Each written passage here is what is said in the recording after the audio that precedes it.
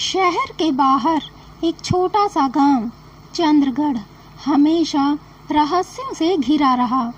वहाँ की हवाओं में अजीब सी खामोशी थी और रात को अक्सर कोई अनदेखी परछाई पेड़ों के पीछे छुपी हुई लगती। गांव की सबसे खूबसूरत चीज रक्त पुष्प, एक बेहद खूबसूरत मगर रहस्यमयी फूल जो सिर्फ पूर्णिमा की रात को ही खिलता था। गांव में अनेक रहस्य थे मगर कभी किसी ने उन्हें जानने की कोशिश नहीं की सिवाय एक के, आर्या। आर्या एक निडर, आत्मविश्वासी और स्वाभिमानी लड़की चंद्रगढ़ के पुराने पुस्तकालय में काम करती थी। उसे रहस्यमयी कहानियों में बेहद दिलचस्पी थी, खासकर कि वैम्पायर्स की। वह हमेशा मानती थी कि हर मान्यता के पीछे कोई न कोई सच्चाई जरूर होती है। एक रात जब वह लाइब्रेरी बंद करने जा रही थी, तभी अचानक उसने एक साया देखा, लंबा सा और बेहद शांत। कुछ ही क्षणों में वह गायब हो गया। आर्या बहुत डर गई। बावजूद इसके उसने खिड़की के पास जाकर बाहर झांका। वहां पर कुछ नहीं था, सिर्फ रात की चांदनी फैली थी। आर्या वहां से चली गई। अगले दिन लाइब्रेरी में एक लड़का आया।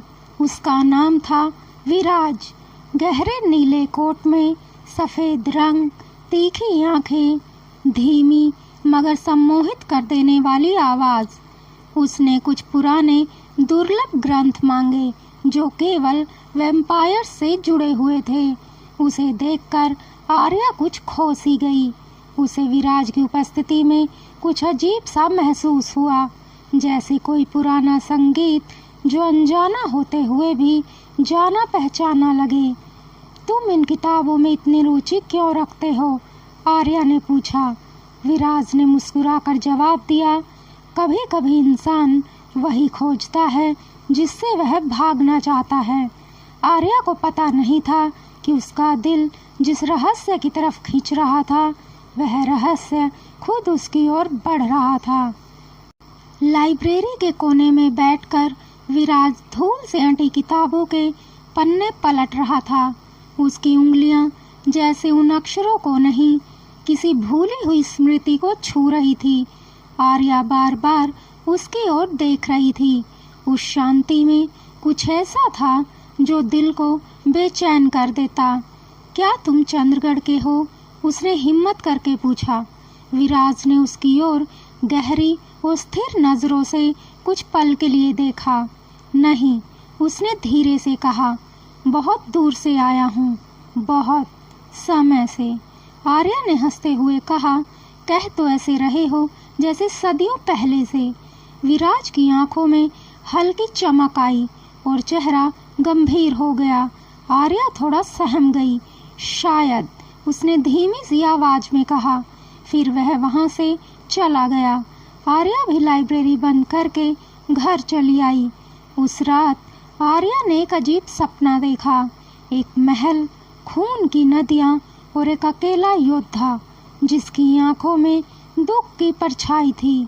सपने में वह चेहरा किसी और का नहीं बल्कि विराज का था।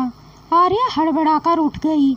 उसने फैसला किया कि वह विराज की सच्चाई जान के रहेगी। आर्या ने लाइब्रेरी के रजिस्टर से विराज का पता निकाला। वह चंद्रगढ़ की पुरानी हवेली में ठहरा था, जो वर्षों से वीरान मानी जाती थी। लोग कहते थे कि रात में वहां चीखें सुनाई देती थी, पर आर्या नहीं रुकी और हवेली पहुंच गई। हवेली के गेट पर जंग लगा हुआ था। अंदर घना सन्नाटा था। जैसे ही उसने अंदर कदम रखा, दरवाजा खुद ब खुद खुल गया। मैं जानता था तुम आओगी, एक आवाज आई। विराज ऊपर की बालकनी में खड़ा था।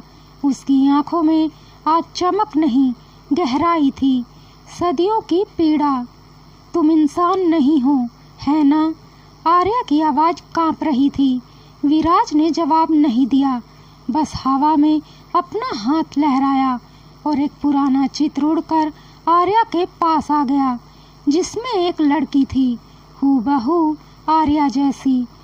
तुम मेरी पहली और आखिरी मोहब्बत की परछाई हो आर्या। तुम इस जन्म की नहीं, कई जन्मों की कहानी हो। आर्या हैरान थी और घबराई भी। क्या तुम वैम्पायर हो? आर्या ने कांपती हुई आवाज में पूछा। विराज की आंखें लाल थी और उसके नुकीले दांत बाहर दिखाई दिए। उसने कहा, हाँ, और अब तुम जान गई हो तो अब तुम्हारा भाग्य भी बदल गया है। आर्या डर की निगाहों से विराज के उस डरावने रूप को बस देखती ही रह गई।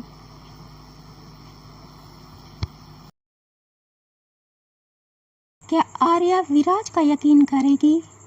क्या विराज आर्या को अपनी मोहब्बत का एहसास दिला पाएगा? जानते हैं अगले एपिसोड में। तब तक के लिए धन्यवाद।